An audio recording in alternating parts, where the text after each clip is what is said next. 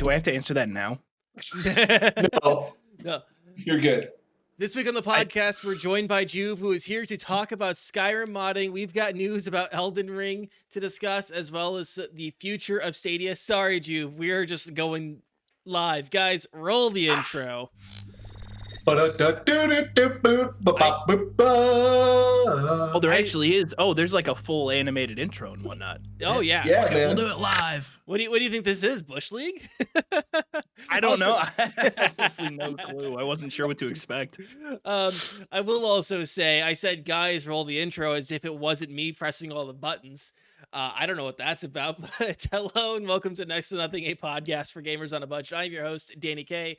With me, as always, the wonderful, the beautiful, the Mr. Green Elite Green. How are you doing today? I'm having a hell of a week. I'm here. Yeah. I broke my headphones. Somehow magically they just broke. Guys, So now I'm using some loaders. we are back to Sad Green. It's going to We be are like, back to sad green hours, and I am not here for it. I'm yeah. gonna go listen to Black Parade in the shower and cry after this. So I used to get on the elliptical to that song when I was a kid. Carry on. It was awesome. The song rocked. You know, I never thought about it being a good workout song, but I guess it's not it's not like a bad choice, is it? I also was 12. Fair. We're also joined by the spooky and the ukuli, Mendachi. Mendachi, how are you doing? Man, I'm pretty all right. You know, I'm just scuffing along through life. No flat tires. Just super excited to see Green a couple rungs down the ladder down here with the rest of us ill-gotten folks. Ooh. So, how does it feel to be at the ground level again, Green? it is tough maintaining God status. You know what I'm saying? Like being up there high on that ladder is pretty hard. You know, to grip it on there. So it's nice. It's nice. It's cool. Yeah. I don't know how you do That's- it. So humble. So humble. How the mighty have fallen. Guys, we're also joined this week by Joov. Joov, Hello. for the folks out there who haven't met you yet, who haven't had the pleasure of meeting you, who are you, what do you do, and where can people find you? Well, I like to make stupid challenge and mod videos. Well, the tagline I like to use is, I like to play the best games ever made in the dumbest ways possible. Because I truly do believe that the Fallout and Elder Scrolls games, regardless of how much arguing goes on in the internet regarding those titles, that's just they're passionate people is all. They are the best games ever made, and there are incredibly stupid ways to play them, and that's really what I like to do. You can find me. I think you have my Twitter handle down below, and Joov is just the channel name on YouTube. Those are really the primary platforms where I spend pretty much all of my time. Yeah, and if I can say real quick, kind of blow some smoke up your ass, I did find you on TikTok, and your TikToks are very entertaining. That's how I found you, and I'm like, you know what? I think I like scrolled through your TikTok, went through like 5 or 6. I'm like, I gotta get this guy on the show. He's got some really stupid mods, and just it's really fun to watch. So I also highly recommend your TikTok. Yeah, I've kind of strayed away from TikTok for the most part, especially over the past like month or so, just because the platform is, I don't know, I don't get as much It's on water. satisfaction out of a 30-second, 45-second video. Yeah. Well, I've found I don't really enjoy creating for it that much, although I'm addicted to using it for obvious See, I had to reasons. delete it for that very reason. I had to delete it off my phone. I was using it way too much. I'm getting close to doing that. But guys, thanks for watching and listening to the show. If you miss any part of the show, you can find us on YouTube, Spotify, Apple Podcasts, Google Podcasts, and everywhere podcasts are found. If you want to join us live, you can do that every Tuesday on twitch.tv/DannyK at 7 p.m. Central Time. If you guys want to be a part of the show, because we're not just interested in your eyeballs and your ears, you guys can answer the question of the week. This week, our question is, what is your you guys can tell I wrote this on the fly. It's supposed to be what is your favorite game mod. This is Beautiful. this is what happens when you don't prepare, right, kids? What is your favorite game mod? Go on Wait, ahead. no, I like that question. What is your game mode? Capture the flag. Halo, the best game mode ever. Ever. Yeah. I'm gonna say the best game mode is Modern Warfare 3 Infected. That's not a bad one. That's a good one. Mine is either Sticks and Stones or One in the Chamber. And mine is Mine. definitely CTL, Capture the Leader. That's Gears of War shit for you. What an awesome take on Capture the Flag. I like it when my flag tries to beat the shit out of me in response. I like that answer. Alternate answer: Operations Battlefield 1. Those are the two I'm Ooh. going with. Yeah. So that's a bonus question of the week. Guys, let us know the answer to both of those. But also let's just talk mods. What's your favorite mod for any game, Mendachi? Ooh, that's a hard one, honestly, right off the bat. I've had a lot of fun playing Skyrim with a whole bunch of mods. I really enjoyed it when they actually brought over, though it did take away a lot from the modders that actually worked hard to make some really awesome content for Skyrim. But when Bethesda brought their modding community library over to the Xbox, getting a lot more life out of Skyrim in that sense. Otherwise, it would probably have to be, I'd have to throw it back, all the way back, and go Doom. And everyone making mixed up maps, increased enemy spawns, just like adding a whole nother level to the rip and tear of Doom of yesteryear, man. Modders are the whole reason why so many games have been able to persist and gain that longevity. So it's people like Joov and everybody else out there that are also like downloading these mods and trying these games out and giving their feedback. Without them, like we wouldn't have wild and out shit like that. Some would even say Devil May Cry came from an exploit found in Onimusha. And yeah, you guys just have all of my thanks for just finding all the goofy shit and making all the cool shit and making games that much more fun. So thanks, Joov and everybody else.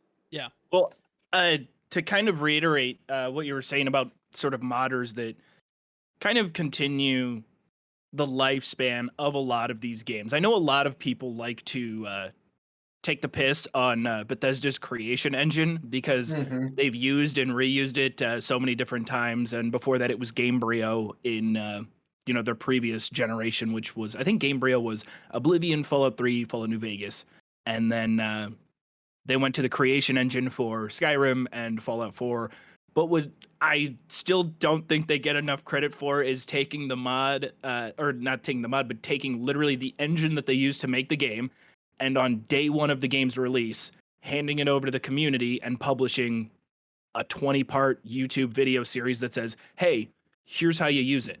Now go wild, make whatever the fuck you want. And I just think that's really cool. But I can't really take nearly as much credit, and I don't think the people like me can take nearly as much credit as the ones that actually make the mods. So I'd have to say my favorite mod ever is a mod that DDM Link, he's in chat right now, actually. I got connected with them way back when I first started on YouTube. They made a mod called 28 Days in a Bit, which was a complete zombie apocalypse conversion mod for Skyrim. And we worked together, and I threw an idea their way, and I said, this mod lets you play as every species in the entire game.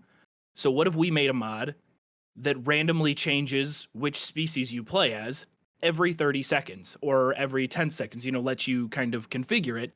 And it was like 48 hours later, he came to me with the first version of it. And so a lot of what I do with him when we do work on mods is I kind of play test it and throw different ideas his way. And I've learned a lot about just how the game engine works and how modding works in general. I'm still not very good with using the actual creation kit, but it's people like DDM who make these things and can make them quickly that really continue the life. So that's my favorite mod. It's the Skyrim Species Randomizer mod. Dope. That is dope as hell. Green, you got an answer? I don't like. I rarely play any modded games. I think the funniest thing I've seen though is a mod for Skyrim where they took the dragon at the beginning of the story and they made it into there's two different ones.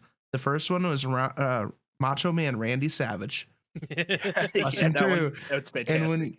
when he shoots flames in the building, it's oh yeah, and shooting the flames. It's amazing. And then the second one is the same thing, but Thomas the Tank Engine. Oh Hilarious. yes. Love it. Yeah. Love to see it. My The comedic timing of Randy Savage is perfect too, because he'll go yeah, and right after flames like shoot out. It's it's so good. It's Sorry, I'm I delightful. cut here you off, for Danny. this. No, it's good. I'm It's good. here for that. That's so cool. My favorite mod for again, like I said, any games, Pixelmon for Minecraft, introducing Oh, Pokemon shit. into Minecraft. Yeah, Yeah. hell yeah, and not this weird NFT thing that like trended over on Twitter over the weekend. Yeah, the Pixelmon mod, fantastic. It's wonderful. But guys, let us know your answer to that question of the week in the comments down below or in the live chat. You can even tweet at us. Green Elite, what's the Twitter? That is next to nothing PC. Excellent. One last thing before we get really into the meat of the show is you guys absolutely like shattered some records last week for the show. So thank you all so much for like really enjoying last week's show. We decided we're gonna do a giveaway this week, just in celebration of you guys shattering records. So we'll be doing a giveaway. I think. Let's see. I think I'm gonna pick up the plan is I'm gonna pick up the Fuck Cancer bundle from Humble Bundle, and I'll be giving away a game from each of those bundles or from that bundle each week that we hit over 100 views on YouTube. So this week we'll be giving away a copy of World War Z Aftermath.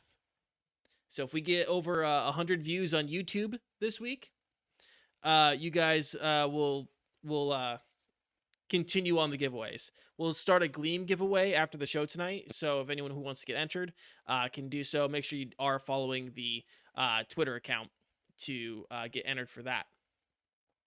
Otherwise, Solid. let's talk about some mods. Joov, Yeah. Yes. as a mod aficionado, I would say at this point, as a mod connoisseur, a sommelier. A consumer of the fine arts. Yes. I have some questions for you related to mods and just kind of like generally how you got into it and stuff like. So I guess that's going to be the first question is just how did you get into mods? So it has to do a lot of how I started when I first started making content. By far I would say the most like one of the more influential creators when I first started making videos was Call Me Kevin. I think I was like 16 when I first started watching his videos, and I always really loved his videos where he would just like kind of mess around with people like random strangers in game chat, and a lot of the original like stuff I was making was that it was pretty low quality, and I mean like 2010 level YouTube kind of stuff. Never trolling, but kind of trying to put people in situations that were just funny, right? Like I never wanted to ruin another person's experience, especially because a lot of what I did was on like Gary's Mod roleplay servers or GTA roleplay stuff like that. And doing a lot of that and playing like variety games and stuff like that. I kind of felt like after a while I was faking it. But I had grown up with, Morrowind and Oblivion and Skyrim and all the Fallout games. And those are the games that I've always loved. And I don't really have to fake having fun with them. And I there's so many different ways to be creative with them. And when I found one of my, honestly, one of my best friends nowadays, Mickey D. He's a YouTuber who does primarily Morrowind. And when I found his channel a long, long time ago, something just kind of clicked where I was like, this is what I grew up with. Like, this is what I want to be doing. Like, and because, on YouTube, the way YouTube kind of works is niching down is important. So I, for a long time, just kind of started plugging away and trying new and ridiculous things to kind of explore what I grew up with and what I knew. And now it's sort of evolved. And, after making a couple hundred videos and just practicing editing over and over and trying new styles and whatnot, I've kind of finally started to get into a flow of doing more interesting challenges and whatnot, which came about from exploring different mods and just stuff like that. Yeah. In I know we're probably gonna have a significant focus on Skyrim. But what are some other games that you enjoy modding and exploring and breaking? Primarily, yeah, primarily Skyrim. It's certainly like Skyrim and Fallout 4 are certainly the most popular in terms of, I think, just how many people are playing them every day and how many people are consuming content for those games. But there's still an audience for Fallout New Vegas heavily. People love Fallout New Vegas. I mean, every other week it seems like there's a 2.5 hour retrospective breakdown of why Fallout New Vegas is the greatest game of all time that's plastered on my YouTube homepage. Yeah. Fallout 3 I've started to lean into a lot more because at this point it's like the redheaded stepchild of the Fallout family. I feel like people forget that Fallout 3 literally saved the fucking franchise. So I've started to lean into Fallout 3 a little bit. Morrowind every now and then. I haven't gone back to Morrowind in quite a while, but I haven't yet taken and tried to, I guess, break other games outside of Bethesda's circle of titles that they own. I obviously in the future I would love to, but again, kind of the way the YouTube gods work is they've made it very clear that they want me to keep making Skyrim videos. The most popular video I've ever made, actually, it was 3 weeks ago. It wasn't really even mod related. I took inspiration from a lot of other creators who did a similar sort of challenge, but in different games. And I said, I'm going to play Skyrim and I'm never going to leave Whiterun. I'm going to stay in this town as long as possible and just kind of document breaking the game without leaving. People loved it, so we did that again. I hope I can adopt that challenge into the other titles, but overall, they're just all of Bethesda's umbrella of different games, which is why I'm so excited to make a mockery of Starfield when that game comes out. Now, hear me out.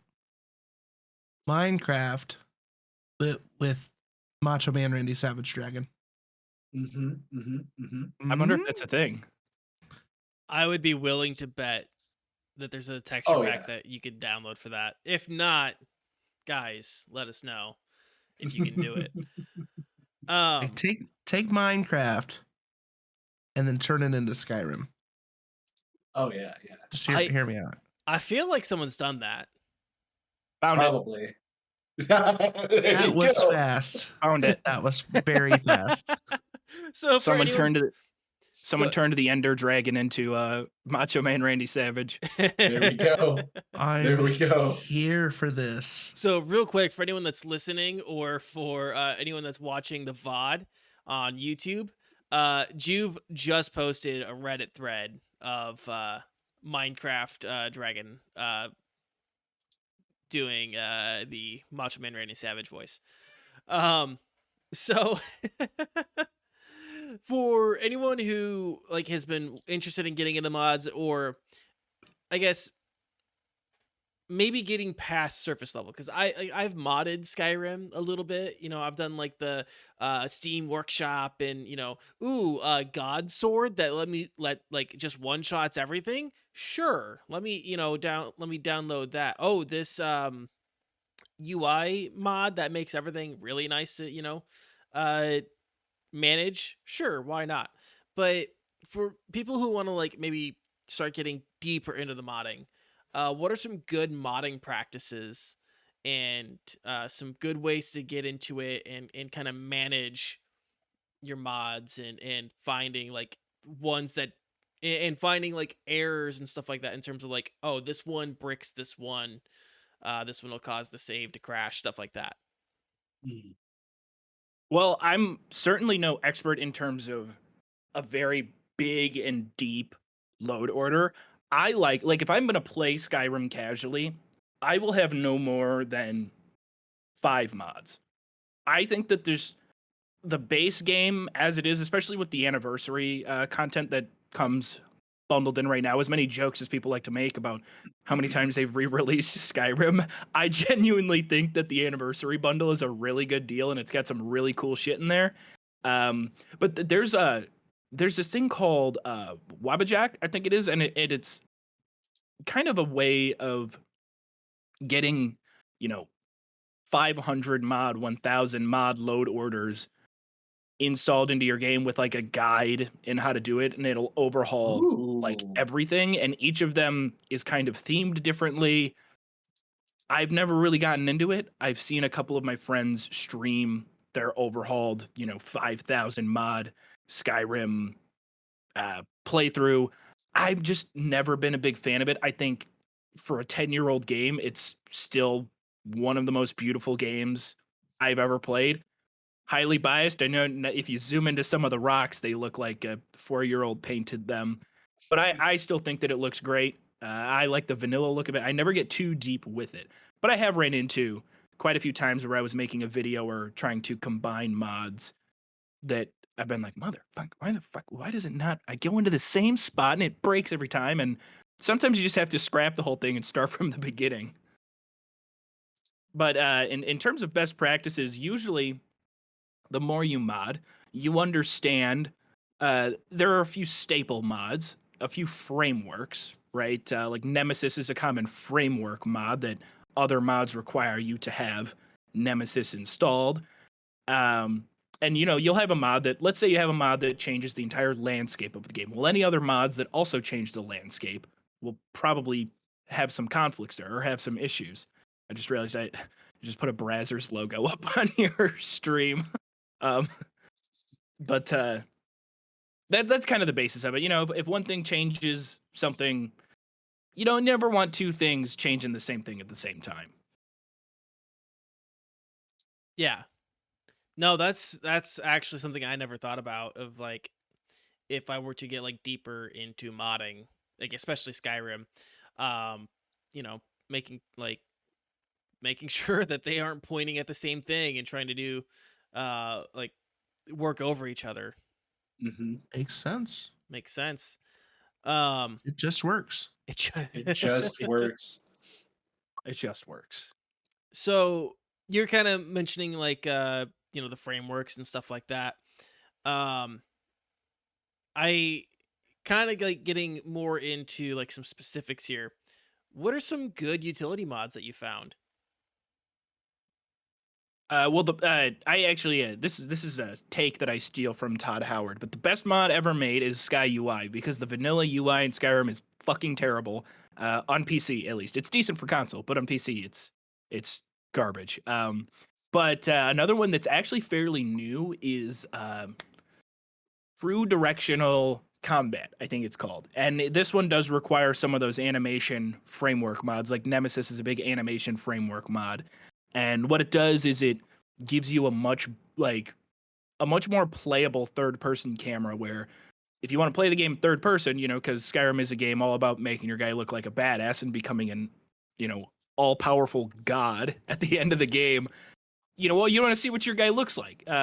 So it's like a little bit more over the shoulder camera with target locking, and you can see the health bar of your enemy. That one I really, really like. I think also it edits well sometimes in a video, having the health bar of the enemy right above their head. But I think those are probably my two favorite mods: True Directional Combat and Sky UI. And then like if I'm playing a modded play, that's probably all I'll download, and the rest I'll just go vanilla. I'm very easy to please. Yeah. Has in terms of like graphical overhauls, has there like been one that has blown you away? I don't I don't like graphics mods. That's just Mhm. Yeah. personal taste. Mhm. Some of them though, when I do look at them, I go, wow, damn, that looks really good. Yeah. That looks impressive. I don't know any specific ones though off the top of my head. I do think for like, especially for like TikTok, um, I think sometimes having a graphics mod or like for a showcase or something, having a graphics mod is really really cool. Mm-hmm. There's a few other channels. Gamer Poets is a channel that I follow. He does fantastic mod showcases where he'll do like a complete overhaul of, let's just say, City of Whiterun. It's the one everybody knows, and his overhaul video will be super cinematic, and he kind of tells a story as he goes along through it. And he's got this real deep, sultry, cinematic voice as he tells the story, and the camera's moving around and zooming in, and he explains each mod, and it all looks just gorgeous. Yeah. I can say I found one or two that were like they upped the saturation It's of, always the saturation, yeah. because Yeah, Skyrim is kind of a desaturated, it's very brown. very brown and gray. Not as brown and gray as like Call of Duty, but it is pretty Right. brown and gray. Um, so I've found a few like that. And then someone in chat, I have to scroll up. Someone said there's one that I recognize the name of. Oh, the unofficial patch is #1 mud of all time. That's from I'm gonna apologize. Groclist. Groclist? Great. I think Graclist? it's Cleeste. Cleiste? I think that's how you pronounce it, yeah. Okay. Sorry. I apologize for butchering your username. But yeah, I agree. That's one that I've seen a lot of people talk about. In terms of like just general utility, and there's also the alternative start mod as well that plops you just in a random city. You don't have to go through the cutscene. That's a good one. Yeah, no, being able to skip that intro, that's the amount of times I've gone through the intro in the past year is it hurts. It hurts sometimes to go through, hey, you're Yeah. finally awake. Oh my You're god. trying to cross the border, right? Where are they taking us? You'll never catch me. Yeah, I could recite quite a bit of the dialogue. That's Ulfric Stormcloak, leader of the Stormcloaks. They say he murdered the High King. Shouted him up. Yeah, no, Shouted him to pieces. But yeah, the I would say those are two good utility mods too, just from my experience. So right, anyone who has watched your content knows there is just an abundance of silly stuff that you can do with it. What has been your favorite, silliest, or the most challenging states you've put yourself in? We did this was actually really really recent, and this one wanted to, for a little bit there, when I make the video, and quite a few people commented on this video and were like, oh god, this had to be brutal, like how do you keep a positive attitude throughout? And I'm like, oh, you realize this is a 12-minute video of what was 2.5 hour streams. I was fucking pissed at some point. So we did a mod, and this was made by DDM, where the initial idea of it was, hey, I want a Jarl in game to spawn every 10 seconds that will be hostile to me, but then hostile to every Jarl that spawns after it, depending on their allegiance in the Skyrim Civil War. So if a Stormcloak Jarl spawns, they'll be hostile to me. And then if an Imperial Jarl spawns, they'll be hostile to me and to each other. But every 10 seconds, it was a little too easy because they would just attack each other and not attack me, and I could run through and complete whatever goal I had. So after I did the first level, I messaged DDM and I said, okay, this was way too easy. We need to ramp it up. So I want, for the next level, I want each and every single Jarl to have the ability to Fusro Da, because Ulfric is the only one that can do it. And then I was like, I also want them to spawn every 3 seconds instead of every 10 seconds. And then for level 3, I want you to make it so they spawn every second. So every second, a new Jarl spawns that has full shouting capability, and just for the shit of it, give them all 300% movement speed. And the second objective, well, the first objective we had when it was easy was clear out Bleak Falls Barrow. Everyone knows the dungeon; it's simple to get through. That wasn't too much of an issue. It was funny to see them all fighting each other at the end, but it wasn't much of a challenge. Level 2 was to kill the the old lady at the orphanage, Grilla the Kind. Yes. She's just awful. She's like the worst person ever. So my goal was to start outside of that town, get through the town, and take her out. That was easy because of how short it was.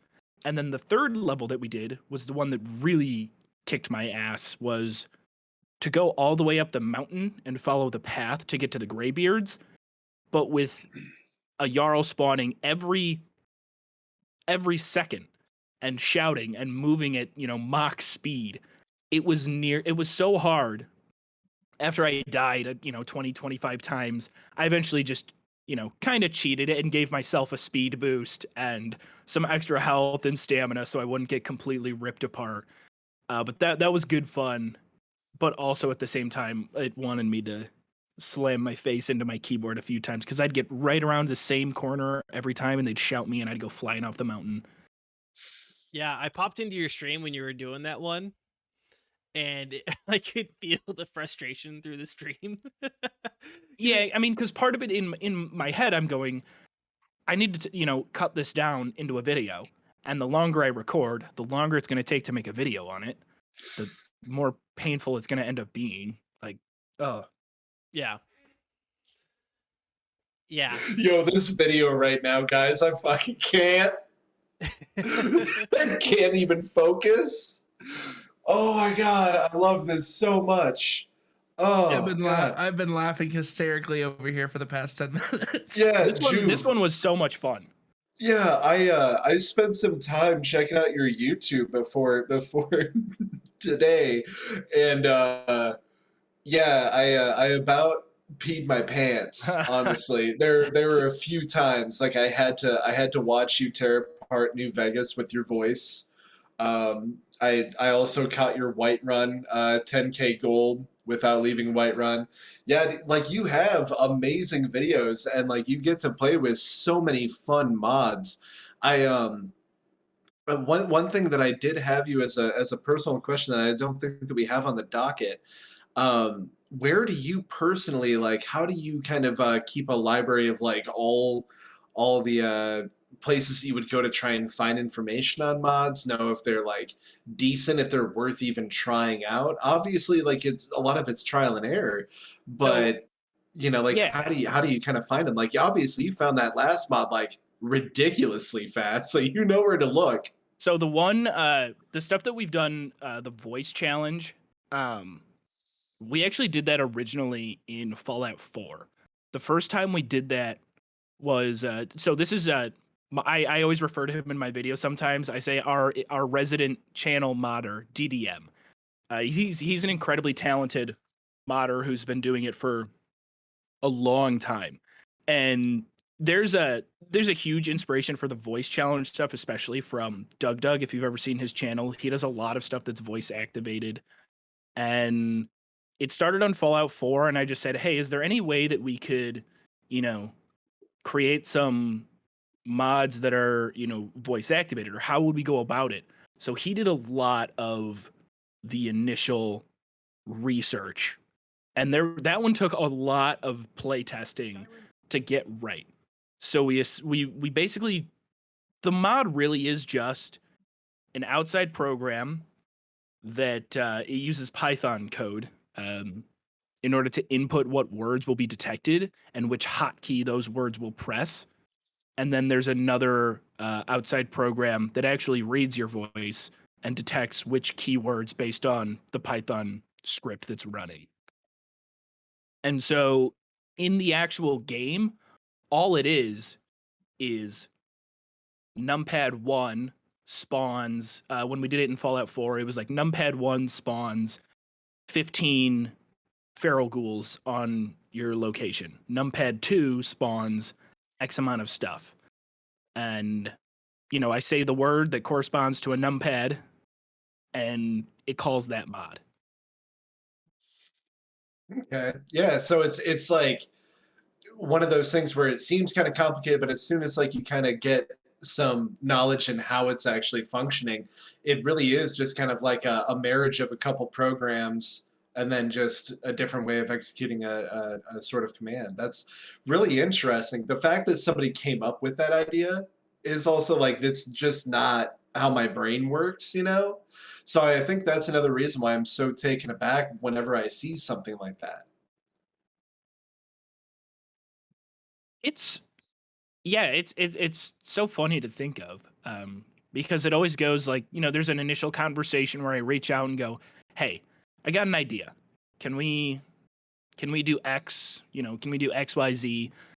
And then I'll wait a couple of days while working on something, and DDM usually gets back to me impressively quick with like, "Okay, so this the like super technical jargon that I'll have to be like sometimes, whoa, slow down, hold on, layman Hmm. terms. Give me the Carfax real quick."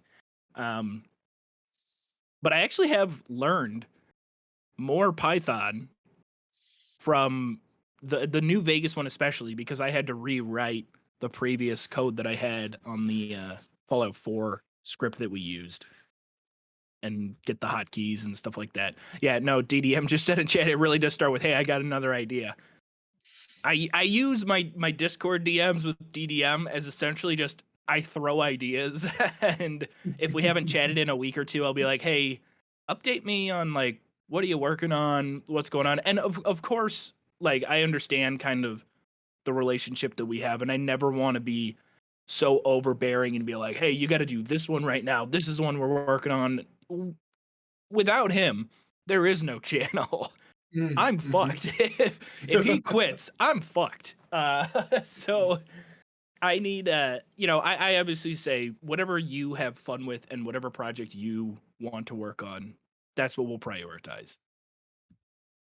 But he does carry most of the I'm like an ideas guy. Nothing wrong with that, man. I mean, obviously there's a good like marriage and harmony kind of going on there. Like this is I am having so much fun just watching the video that Danny had picked out here, and I can't deal with these My Little Ponies or like, smoking a doob and punching ponies That across was fun. the Uh pale sea. Like I can't get over it, man. Like there's so much that I never saw. Uh, Someone else in chat was kind of talking about utility mods, and like that's kind of primarily what I would focus on. Adding like a couple extra like effects and things like that, like the real camping and like adding almost like a survival mode to Skyrim as well as the unofficial patch as well. So yeah, like those mods seeing don't these always are interest great. me as much as communist My Mhm. Little Pony shooting fireballs. Oh yeah, yeah. I think that it had I known, that's a game I'd still be playing. The craziest part about this video is that all of these mods released in the first year of Oh my Skyrim. god. Wow. So yeah, when Anniversary Edition was announced, that was kind of the idea I had was, okay, let's make the real Anniversary Edition. Because Skyrim is and has gone on as long as it has. A, because it's a fantastic game. But B, because of the community and all just the dumb stuff that people have made, the memes, the funny highlight videos, Randy Savage. Um, and so I wanted to say, what's all the crazy shit that people came up with in 1 year? Because it's been 10 years and they just get crazier. What's all the stuff that people made in the first year?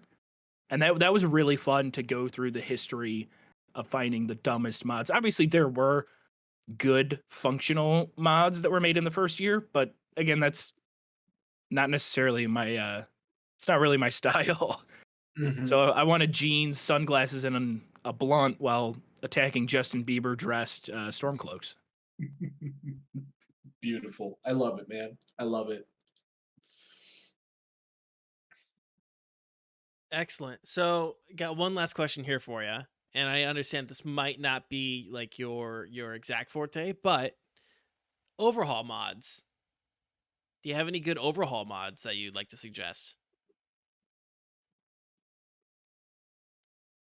Not really I guess the one I did mention earlier, true directional. I think it's actually true directional movement. I said Mhm. true directional combat earlier. It's true directional movement. That's kind of an overhaul to how the third person camera works. Mhm. That's my favorite. And Sky UI is a UI overhaul. Yeah. That one is, I mean, it's by far the best. I've had people come onto my stream the last couple of streams and be like, why aren't you using Sky UI? Use Sky UI. And I'm like, I can't right now because they keep updating the anniversary edition, and Sky UI requires the script extender, which breaks every time they update the game. And Yeah. I'm also lazy. um yeah, have you tried like the big Morrowind like overhaul at all? Um, is that are you referring to Tamriel Unlimited? I think it is. It's a mod for Morrowind. Well, there's someone recreated Morrowind in Skyrim, if I remember correctly. Oh God. Yeah, I think the entire community is really excited. That's Rebel Size. Mm. Rebel is doing that. Skywind, someone just There's Skywind. Skywind, there's Yeah. Skywind and Skyblivion. I was Yeah. thinking of Skyblivion. He's the lead developer for Skyblivion, and his Mhm. streams are. I always actually like tuning into his streams just because it's interesting to see him putting it together and building it. It's just kind of another testament to how passionate the fan base is about the older games. And a lot of people are always going, "Man, I wish instead of re-releasing Skyrim, they would just make Oblivion again." And I kind of go, Skyblivion is probably going to be pretty good. I'm I'm okay with just playing Skyblivion when it comes out. Yeah, one that I've played that I can recommend, while it's not like great in terms of the voice acting and some other stuff like that, so the storytelling's a little awkward. Uh, but Enderall is pretty decent. That's I've an heard over. I have not tried that one yet, and I've heard it's fantastic. Yeah, you just need the base version of Skyrim. It is a completely like new story. Doesn't take place in the Elder Scrolls. Yeah. In the It Elder just Scrolls uses the world. game's engine Yeah. and is a different game. It's made by the same team actually. There's an overhaul mod for Oblivion, and just like Enderall, it's technically a different game with a different story and lore and whatnot. It just is in the engine. It's Nerem, I think it's called. I played it briefly because I was going to do a video on it way back and scrapped it because it just was too slow. It took it in terms of like what I would want to do for a video, but I did try that one out, and it's impressive to go, hey, you guys want to just make a game? Like, Yeah. Yeah. Um, anything else in terms of Skyrim modding or just modding in general that we want to mention, talk about? No, I think we covered a good, fair, hefty chunk. So Oh yeah, and I mean like we could make an entire podcast about just Skyrim's mods, honestly. So it's like, is this a comfortable like depth in the rabbit hole? I think so. I mean, it even goes deeper. If you go even look at Fallout modding, Hmm. even just as a proof of concept, there was a small section of Fallout New Vegas recreated in Fallout 4, and it was the first time I played it, it was shocking. First off, it made me kind of realize, holy shit, Fallout 4, when you're not in downtown Boston, Fallout 4 is a fucking gorgeous game. But to see New Vegas in like full HD, 60 frames, not crashing every 15 seconds like New Vegas normally does for me, it was shocking how good it was. Downtown New Vegas, all the NPCs were voiced by text to speech, which I got a good laugh out of. But there's that. There's Fallout London. Another team is putting together basically an entire separate game within Fallout 4's engine. There's a lot. Then that's why I was saying earlier. People almost forget how popular Fallout 4 is still because the modding for it has carried it quite a bit. Oh my God, I forgot to mention as well. You asked me what my favorite mod is, and we were so locked into Skyrim I didn't mention it. Sim Settlements 2 for Fallout 4 is the best mod of any game I've ever played. I just forgot to mention it. It overhauls the settlement system in Fallout 4, so your towns can almost automate and build themselves. You just have to give them like caps and supplies. And that mod has spawned people who create blueprints. So you could like go onto the Nexus and download a blueprint like, oh, I want this settlement to look like this. And you'll set the blueprint on your town, and as you play the game and revisit the town, it'll build up and it'll become more sophisticated over time. There's an entire storyline added to it. They just added a sequel to, or like a part 2 to the original storyline of it, and the characters are good and fully voice acted, and there's choices. It is mind-blowing what Sim Settlements 2 does, and I think anybody who plays Fallout 4, it is a must-have. Give it a try. It'll blow your mind to see what some people can do. Yeah, and you mentioned Fallout London. That's one on my list that I'm patiently waiting to check out.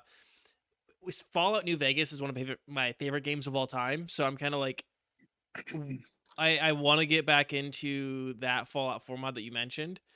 And then there was another mod for Fallout 4. I think it was Fallout Frontiers, where you go to Seattle.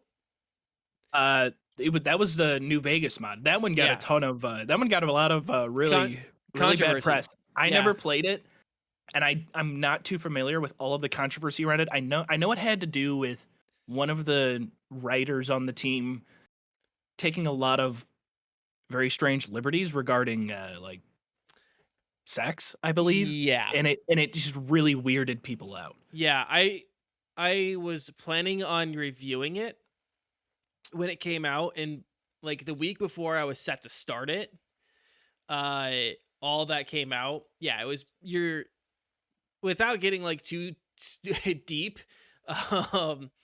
Yeah, it was definitely something along the lines of someone maybe putting themselves a little too much into the game, and some of their bad behaviors kind of coming to light. Yeah, and it seems like the rest of the team on the project, because I mean, it's not a company, this isn't a company with HR and with there's no QA. Yeah, these are just people who are fans of the game trying to put something together that's cool. And we don't know all the in-depth drama that may have occurred within the team. Apparently there was some. Yeah, but I think they're redoing it. Yeah, that's that's why I said I plan on going into it at some point, because it looks like they are scrubbing it and getting a product that the rest of the team feels comfortable with. So they put drivable cars. That's crazy. Yeah, which for people who don't know, there's like no moving vehicles in Fallout 3 or Fallout 4. That is all dev tricks. Like the tram is just a hat on an NPC that is running. Like there's no vehicles in Fallout 3 or New Vegas. What I actually was thinking of for a challenge recently was, can we get that wearable hat and give the entire thing collision detection and make that a challenge? Is like, how far can you get in Fallout 3 with this giant clunky tram attached to your head that connects and like hits everything? Just stuck on everything. That would be hilarious to watch. I hope you can do that. Guys, I think we can take a quick break, take 2 minutes, and then come back and talk some news. Does that sound okay? Beautiful. Sounds good. All right, guys, we'll be back in 2 minutes. Stay right there. Hello, Danny is being lazy and has decided to have a text-to-speech robot record this message for you instead of doing it himself. He wants you to know that you can help support the show by telling your friends. Telling your friends about the show helps us grow and help more people save money while gaming. It's also free. You can tweet about us, share us on Facebook, or even send a message directly to your friends and family with a link to the show. Don't forget to like and subscribe on YouTube, or leave a comment. That helps tell the algorithm that you like this kind of content and would recommend it. Thanks for watching and listening. The show will resume in just a few moments. P.S. Green Elite has bad taste in Pokemon. All right, and we're back. Thank you guys for letting us take that break. Let's, what do you guys say we get into a little bit of news right now, huh? So this is one that kind of came in last week. But yeah, Elden Ring is probably the most hyped game this year. Probably. I feel safe in saying that. Yeah. Um, it's already taken 2 awards for how highly anticipated it is, and because of the fervor that is surrounding it. But with its launch drawing near, there is a bit of a buyer beware that needs to be addressed for anyone who might be getting the game. According to Luke Yes. Yui, okay, the creator of Blue Sentinel, which is an exploit fixing mod for Dark Souls 3, the game already allegedly contains an exploit that has been present in Dark Souls Remastered, Dark Souls 2, and 3 that allows malicious actors to take control of another person's PC. Quote, I've had the chance to see code from the closed network test and can already tell you that there are a lot of crashes and vulnerabilities in Elden Ring's netcode. The exact same ones as in Dark Souls 3, actually. So I suspect it's going to take 5 minutes for cheaters from Dark Souls 2 to port their scripts to Elden Ring and make release day a hellscape, they said. Another pointed out that the Elden Ring's use of easy anti-cheat will be basically ineffective and will just be an inconvenience for someone to bypass, and that vulnerabilities will still exist beyond that wall. So they can still get past easy anti-cheat and still exploit all of those security flaws in the game. The game, the exploit, as it's been reported on several times through numerous publications, is a pretty well-known issue at this point, and it's the same exploit that From Software and Bandai Namco found or started seeing real issues with and decided to take Dark Souls 3 multiplayer offline for a significant portion of the time. I think it might still be down. Do you guys have confirmation on that real quick? Because I know it was down for at least a week. Like last week, it was gone for like at least a week. I don't know if they've ever brought it back up. We might be going on like 2 weeks now. Ooh. I've only ever actually played Dark Souls 1 for a couple of hours. Was out of curiosity, did you like just rage out of it or? No, I loved it. Yeah.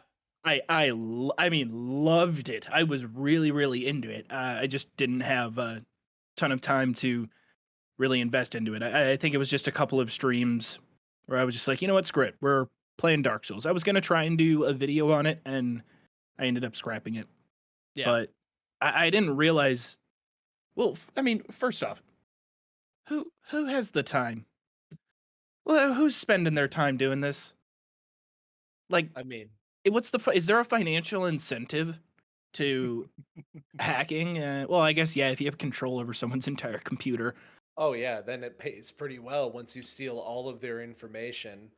Um, and like that's the issue here too. So like Luke Yui actually knew about this. And by the way, remastered 2 and 3, their PvP servers are still down, but it's only for Steam users. It looks like Xbox and PlayStation users are able to go just fine. That doesn't mean that that exploit is not there for them. It's present within the code.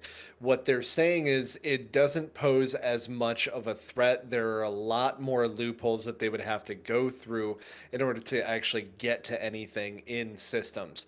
It would also require much more of a setup to then, attach to your system and then therefore, attack the other player that you're connecting to via PvP.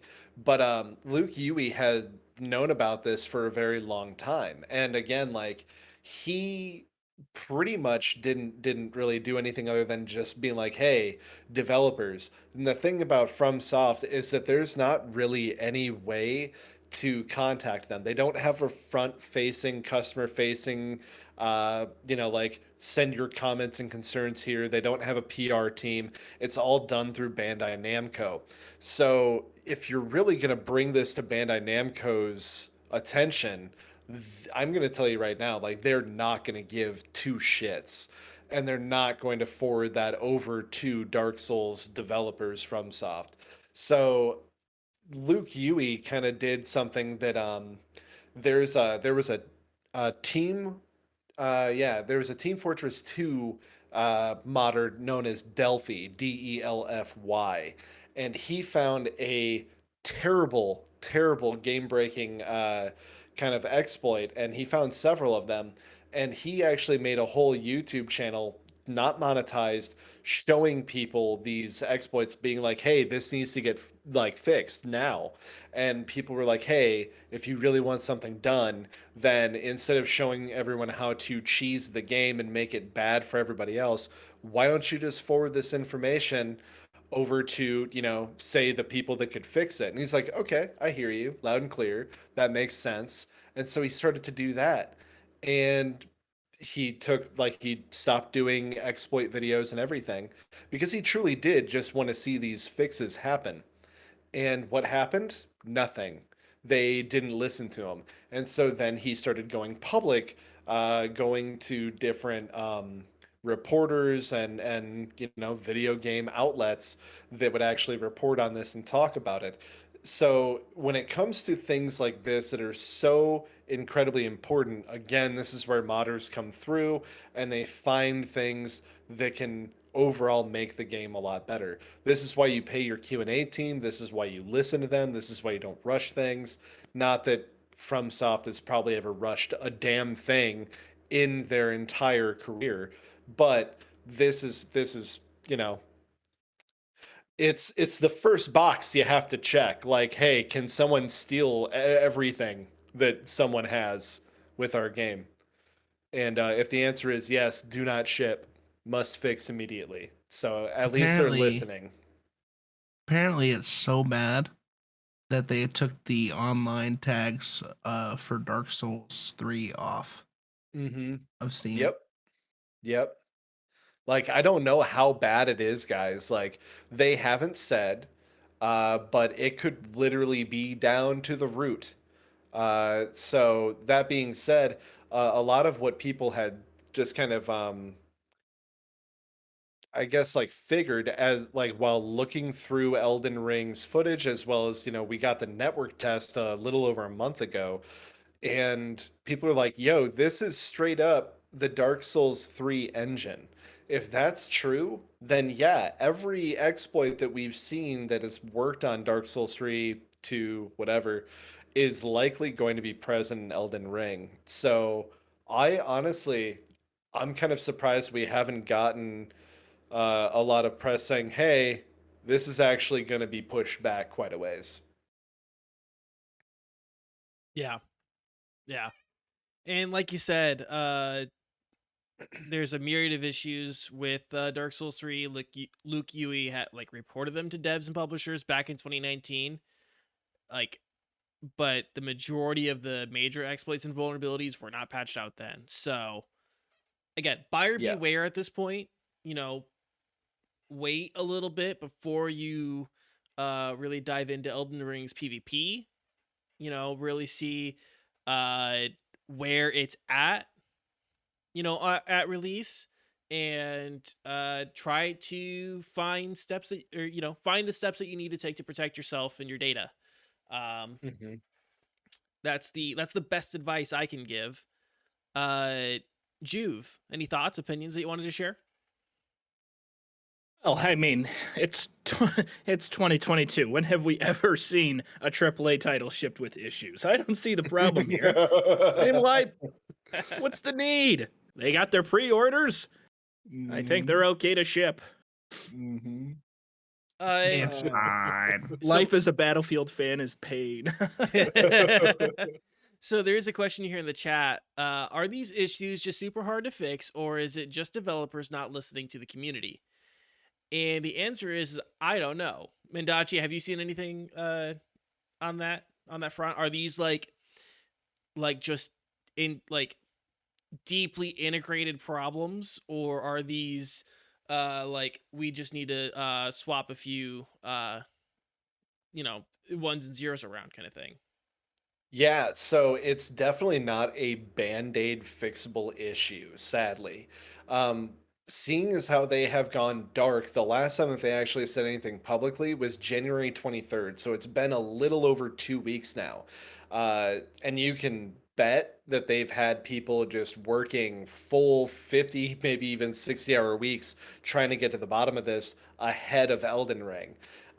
They have at this point, with the way that Luke Huey has kind of tackled this issue, it's not so much that they are not listening to the community, and at this point it would be impossible to say, oh, I didn't know about that. It's there. And it's kind of funny because I actually unwittingly uh kind of joined into a sort of online return to Dark Souls 2. It was Return to Majula. And so I started a Dark Souls 2 run just thinking, yeah, I mean, it's the one Dark Souls game I haven't played. And so everyone joined in, and it got really big. And then all of a sudden, like, I think it was like a week after I started my playthrough, it was like, you can't connect to server. And I was like, what the hell is going on? And everyone else started reporting on this. And yeah, I think that it's literally, it might be baked in, man. Like, it's in there deep. Well, they They're got to gonna have to rework the work real hard. code. Yeah, Yes. they have to rework the Yeah. code while also maintaining the integrity of the rest of the code. Yeah, and I mean, like, I spend most of my time playing Dark Souls bitching because of hitboxes not making a lot of sense. And, like, that's typically a pretty easy fix. So, thinking about something that is so integral to how a game works being wrong and potentially dangerous to players that would actually be playing it, um, I'll be honest, I don't have a ton of faith in how this is going to be handled like in a quick and efficient fashion. FromSoft is a very small team, so it's one of those things. Cross your fingers, wish them the best, and again, like Danny said, this is a buyer beware or purchase and turn off, play offline the entire time unless you hear otherwise. I wonder, I wonder. I guess we'll just have to see, right? Have there been any cases, right, in Dark Souls 3 where somebody has said, "Hey, I got all my information stolen, um, because of Dark Souls 3," or is there a difference in playing a private match with a friend or two versus having your match open to just random people joining? Mm-hmm. So right now, what it is thankfully we didn't find this exploit because someone has had their information stolen. It was, hey, looking at this and how this works, there is potential that could allow a hacker to literally just completely take control of your entire system. And like that goes from getting right down into your like being able to boot someone's tower after they walk away and accessing it from there, or remote viewing through webcams, turning on their mic, turning off any other systems, stuff like that. It's very very wild. Um, as far as anything else goes, bleh, big old shoulder shrug, buddy. Yeah, I don't recall anyone reporting that this exploit like was used against them.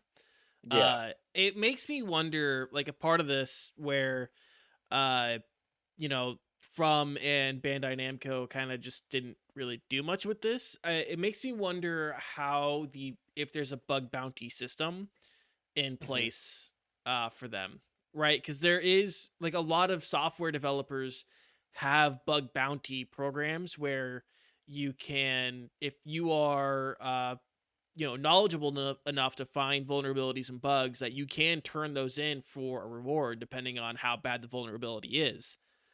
Mhm. um so I don't Ooh, know. I I grew don't. up watching Dog the Bounty Hunter. I should probably get into that. We gotta pray about it first, though, buddy. Yeah, Form the circle. I was gonna say, are you gonna form a circle around the code and, Yeah. dear Lord, I hope you can help this code turn its life around. Get this code off ice. Get this code off ice. Any other thoughts on this vulnerability situation here?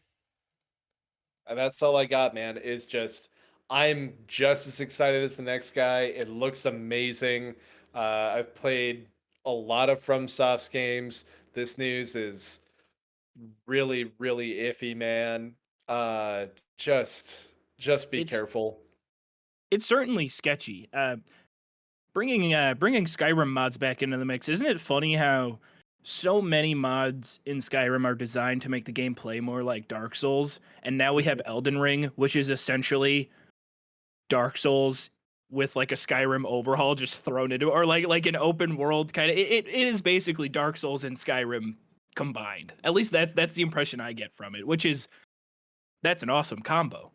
Right. Yeah. I would also say if you're into mods, you're into Dark Souls, and you haven't heard of Dark Souls Cinders, you need to do that right now because they've pretty much taken Dark Souls 1, 2, 3, Bloodborne, and some portions of Sekiro, and they have literally just mashed them together with all the best bits. Like a true leveling system, a great magic system, and like that's it's insane. But the problem with Cinders is it's such a massive project. It's constantly changing. So the Cinders that you end up playing, say today, will be different from the Cinders that you would maybe check out in say like a month. Nice. Yeah, that's interesting. Um, cool. Do you guys want to go on to our next story? Oh boy. Absolutely. I've been waiting Oh for this boy. all night. All right, so We've been thinking about it. let's talk about the future of Google Stadia, which is the Schrodinger's cat of gaming platforms. But it seems like Stadia is edging closer to death, as new reports from Business Insider are indicating that Google is planning on turning the service into a white label streaming platform to be licensed by other businesses, complete with a rebrand to Google Stream. The licensing deal will allow Google to sell its tech to other publishers like Capcom, for example, under their own branding and with their own pricing tiers, allowing companies to enter into the game streaming market without building and investing in their own streaming infrastructure. According to employees familiar with the project, about 20% of the focus, quote, 20% of the focus was on the consumer platform, end quote, and with the rest focusing on proof of concept work for Google's Stream, or for Google Stream. It is also worth noting that exclusive titles for Stadia are no longer a part of the business model, and it seems Google will be withdrawing from that side of the business altogether, which makes me wonder what's going to happen to the Splash Damage game, and if Splash Damage is just going to go back to Dirty Bomb. Please go back to Dirty Bomb, Splash Damage. Fix it. I hope you don't. I really ta- hope you don't. Also, if you guys are playing the Next to Nothing drinking game, go on ahead and take a shot. Um, I just would like to, give it up to Google Stadia for joining legendary platforms like the Soldier game and the Ouya in utter love it. catastrophe failures. You know, at the very least, Google Stadia wasn't crowdfunded like the Ouya was. yeah. But I'm not gonna lie, Ouya presents a much better, especially nowadays with how popular mobile gaming is. I think Ouya, it just was bad timing. The market wasn't ready for a console that only plays mobile games. Nowadays, maybe things change. Maybe the Ouya needs to come back and take what Google Stadia failed to do. Yeah. I kind of want to see, like, with like Amazon Fire TVs, you can natively play Amazon Luma on, which is Amazon's game streaming thing, but I want to see more games on like smart TVs, because like Roku is just Android. Like, why can't we play some Android games on a Roku TV, like just native? I don't get it. I feel like Anyways. this is just an excuse from you to play Duel Links on your TV.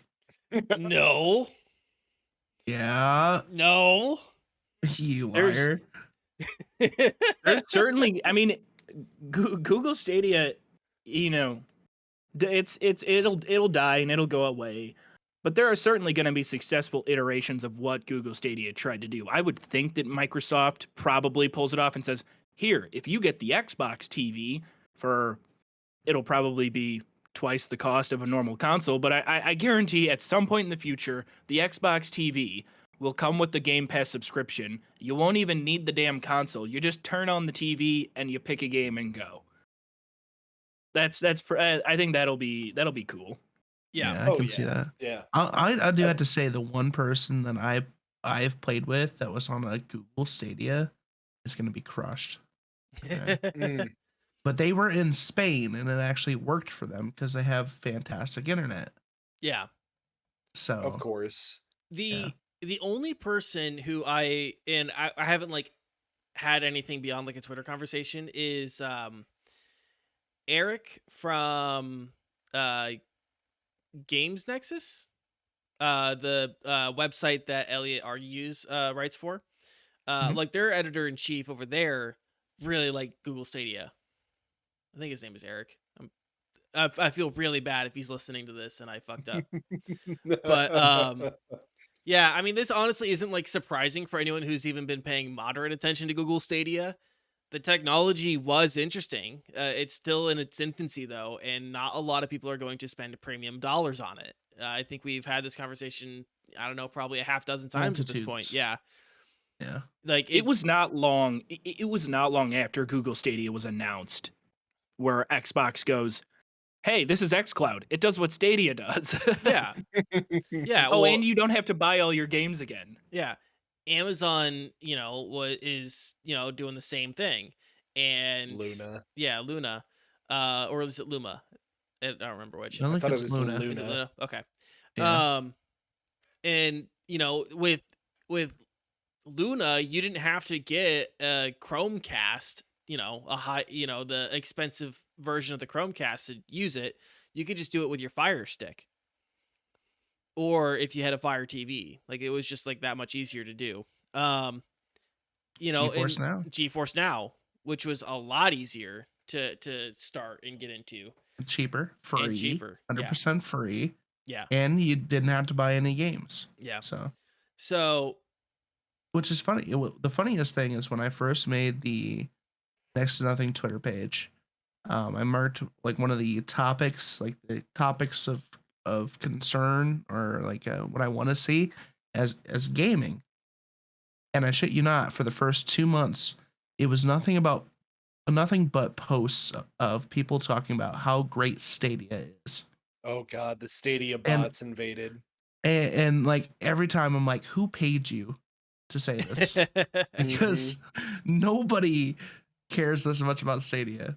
Like there's not this amount of people that even play Stadia. You can't tell me that I get 1,000 tweets a day of people like, oh, I can't wait until hopefully you put this game on Stadia because it's so fun. Stadia is so great. Like fuck you. No, they're not. Lies. I had a coworker that was really, really excited for Stadia. And I feel bad for the people who saw Stadia. I mean, Stadia was the first one to kind of say video game streaming. They kind of had their foot in the door to present the idea and get people excited about the idea of not actually using physical hardware to play your games other than the controller. And so I do feel for, the people who initially got excited and hyped and kind of attached their excitement for the technology to the brand of Stadia. And that's where they got really burned, because immediately after Stadia did it or announced it, Xbox was like, hey, we're doing it. Fuck you. Like, but I do remember, I mean, he like looked at me at work like, Stadia, 3 more days. Just 3 hyped, more days overly till the hyped. future. Yeah. I think as I've said before, in many years of doing the podcast, is like it's just too niche. Yeah. It pitched a lot to people who already have consoles or PCs. Instead of pushing it to the right area, like people who can't really afford to like purchase a console or a PC, especially PC because PC is expensive. But then again, it's a great idea for like designers and CAD and video editing and stuff like that. They should have pushed this technology a different way. 100%. I agree. You stole what I Because was going to imagine- say. I was gonna say, it was like, imagine, uh, editing a full length video from your cell phone. Yeah. With that technology, they could have easily done that. Well, I feel like that'd be miserable. Well, My screen's too small. let's say you're working in that field, right? Of like editing and stuff like that. And like you're away from the office, but something comes up. And you're like, oh, hold on, I can pull up my phone and fix that real quick. Or my tablet or my Chromebook. Totally. Actually, 100%. That's awesome. Mhm. But they pushed it to gaming because gaming is a big market. Yeah. Like the other idea I always thought would be good for it is like imagine like having to run like a 3D CAD program. Like you're like a civil engineer or something like that, and you're out and you're like, oh, okay, I need to be able to like render this thing. Like I can see what we need to do. I have the specifications, I can do the measurements, and then I can go into the CAD program in the field, have the 3D modeling stuff right there because 3D modeling is a very, high processing, intensive set of demands. Like that's the Yeah. kind of technology that's where they should have taken this technology to start with and then push it to gamers. Or imagine like Yes. 3D modeling, like you're out and about and you see something that looks really cool as like a hobby, like a enthusiast 3D printer. Yeah. And like scanning something with your phone and then having like a program through that technology to like render it in Blender. So that way when you get home, you can put it into your Blender or whatever 3D modeling software you use, and then save it to your SD or throw it right on your 3D printer. It'd Yeah. be great. Yeah, like done correctly and like allowing you to use any say third party hardware for a controller, and now all of a sudden, and like you throw in say like a 5G chip, and let's just say iPad, right? And if we are talking gaming, so yeah, like any Bluetooth or wireless controller, whatever, you have now just beaten out the capabilities and battery life of the Nintendo Switch, of the PS Vita, the PSP, and like everything else that has ever come before it. Like I understand that maybe initially that was their idea, but when you say like, hey, you need to put full faith into this project. Oh, and also, we're going to be terrible about telling you everything about it. And first impressions are, it fucking sucks. Give us your money. We promise it's going to be good. He did ask for a lot up front. Yeah. Oh, yeah. Yeah. The That founder was- bundle initially was like $125. Yeah. And then each game you had to like Yeah. buy again. Except for Destiny 2, because Destiny 2 Except- went free to play. Except for Destiny 2. Yeah. And that But was if you wanted the expansions and DLCs, you gotta pay for those. Yeah, that was a whole conversation we even had about like why were they running it the way that they did, because you're asking for an investment for something that people feel like won't be around for a while. And I mean, here we are having this conversation. I mean, we had that conversation in 2018, 2019, where that we were questioning like, would you spend $60 on a game on a platform that you don't know will exist in 2 years? It's not like buying a console where if you buy a game you can always upload, you can always play, power up the console again.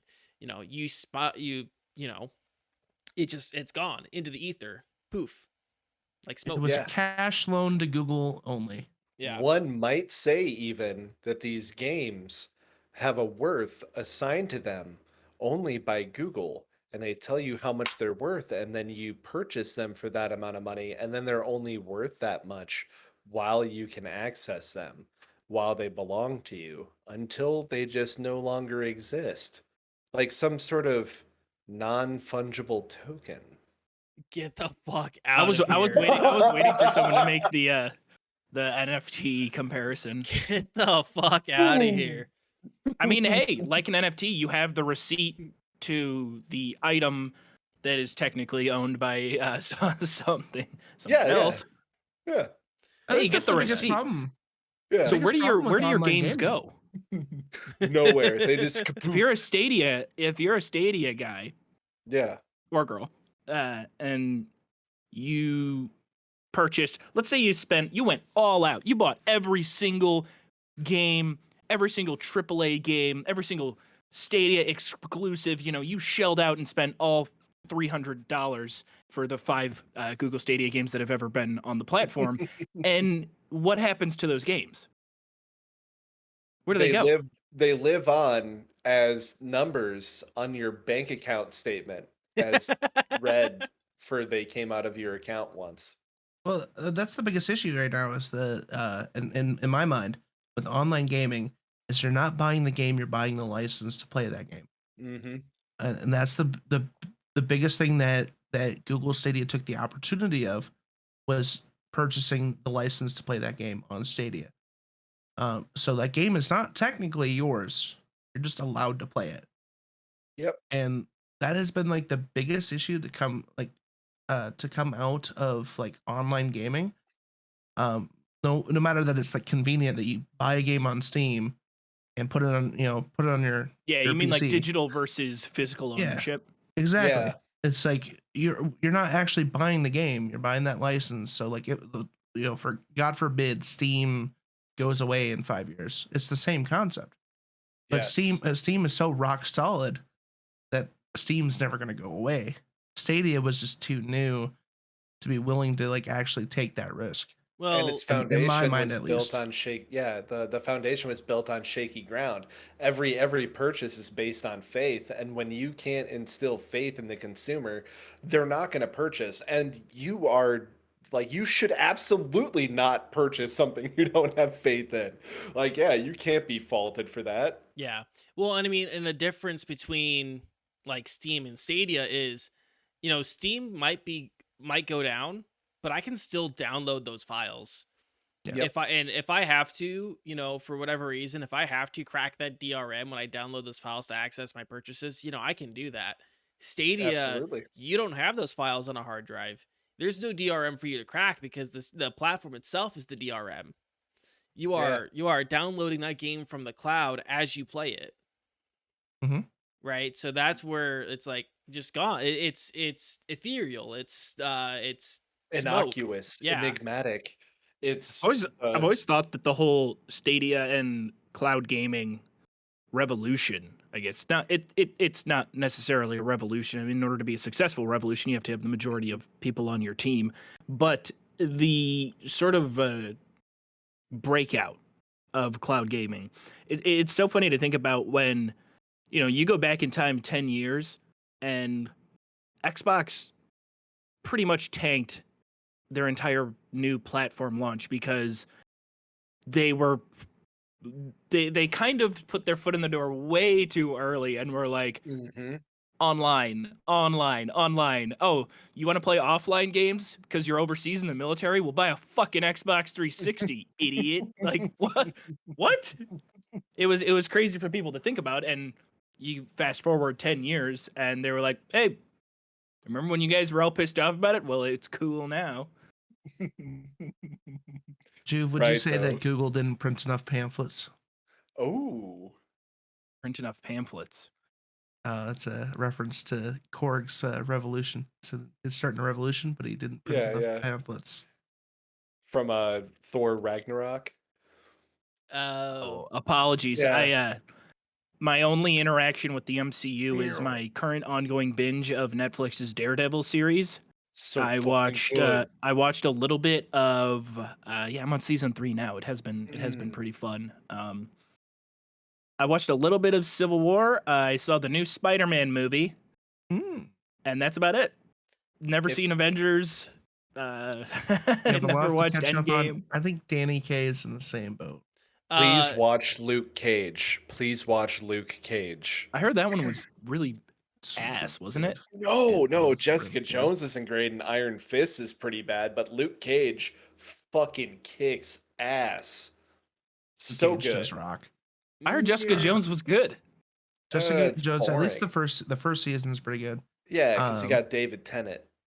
They did Iron Fist real dirty though. Yeah, that was bad. They fucked that up, and I'm very upset. Are these available on Stadia?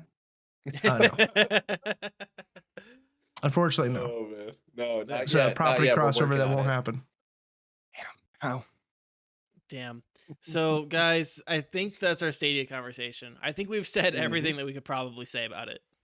The 5 Please. people are just like that play Stadia are just like Weeping. on the main deck, just with violins, just going down with the ship. Like It's kind of like I love Stadia. it's kind of like playing an MMO out through its last day. I mean, if you're getting home from work, let's say you had a real late shift today, you got held over, it's 8:30.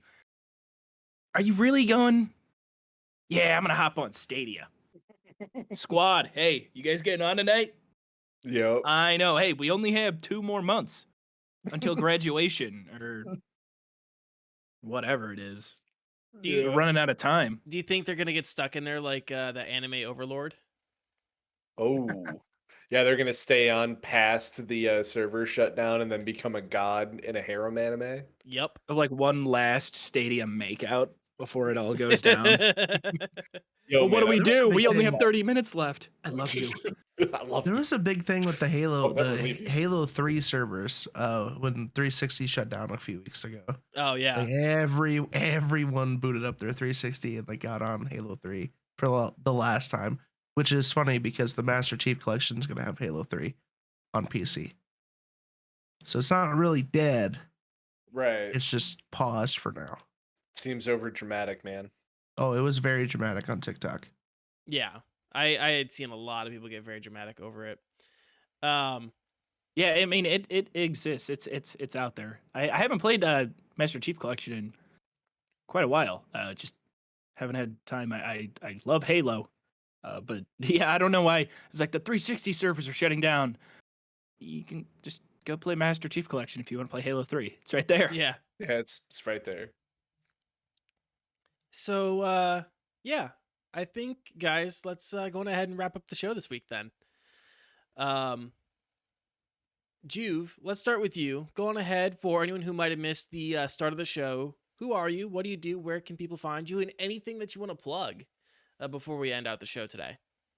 I don't have too much to plug unless you want to follow me on Twitter for Elder Scrolls shit posts and whenever I link like a new YouTube video or for blazing hot gaming takes, which I still haven't figured those out yet. They don't do too well on Twitter. But I am I don't want to pinhole myself as just an Elder Scrolls creator, but I mostly focus on, Elder Scrolls and Fallout, or as I like to say, the best games of all time, and I like to play them in the dumbest ways possible. That's my whole shtick, at least for now, while it works for me. And that's pretty much all I have. I appreciate you guys having me on. Yeah, thank you for coming on. It's been an absolute blast, guys. Joov's YouTube channel will be in the description of this episode, so make sure you go check him out there. Drop him a subscribe.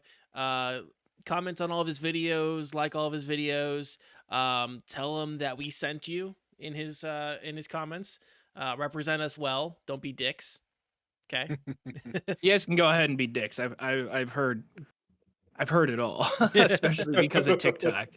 Let's put it this way. I've never like laughed like to the point of like almost at tears from a video that Danny's played while talking about a subject. Oh before. yeah. No, that So- was the true struggle, Green. Like we were out here struggle busting hard trying to just deliver a great podcast episode, but you got Joov's video in the background and I'm staggering. I am staggered. I obviously I appreciate that. It's actually one of the weirder experiences. There was a video I had on TikTok. Actually, crazy to think now, it's almost been a year since I posted this, and it was the first video I ever had get like ton of hits on it, and it was just a short. It was like a fake stream donation, just joke that I told, and the chat donation was like, "Hey Joov, got any book recommendations for my book report at school?" And I was playing Hunt Showdown at the time. And if you're familiar with Hunt Showdown, there's a lot of these dogs that you'll find in game. And I was like, oh, you should check out Old Yeller if you haven't. It's an incredible book. Spoiler alert. And right when I said spoiler alert, I just brained this dog in front of me and like the video cuts off. It was such a funny joke. In fact, it was stolen so many goddamn times on that You platform. It was know, very frustrating to see. But Oh, I liked that video. shit, what was I gonna say? What was the question one more time? This all had a point to it. Oh, just telling people to or go check you out and plug you and not be Oh dicks. no, damn it. I had a total different No, not be dicks in your comments. That was the main thing. mm-hmm. Then it spiraled to TikTok, That's which Yep. then we found out that you also like Hunt Showdown, and I love Hunt Showdown, and I I haven't played it in a really long time, but yeah, no, it's a fantastic game. I forgot the main point that I was trying to make. God damn it. It's okay. You can let us know the main point you're gonna make in the YouTube comments. Yeah. But, Mr. Go ahead. I did just want to say though, I appreciate you guys having me on, and kind of especially when you reached out and why I wanted to do the show was your initial sort of pitch for the show was like, hey, here are the kind of the topics we want to talk about.